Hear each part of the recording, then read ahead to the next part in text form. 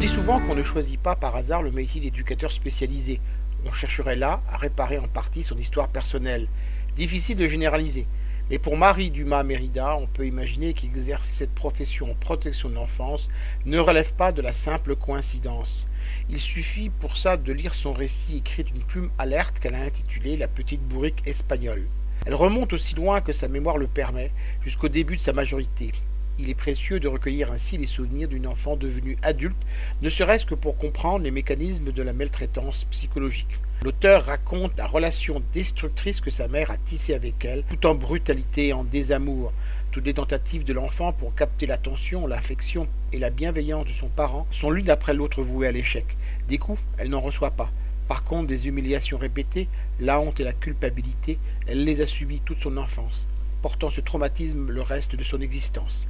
Ces souvenirs douloureux l'ont hanté, revenant à la surface à chaque période de fragilité qu'elle a pu traverser. Ce n'est qu'après le décès de sa mère que Marie Dumas Mérida a ressenti le besoin d'écrire pour exorciser le malheur et rendre hommage à tous les tuteurs de résilience lui ayant insufflé la force qui lui aura permis de réussir sa vie malgré tout.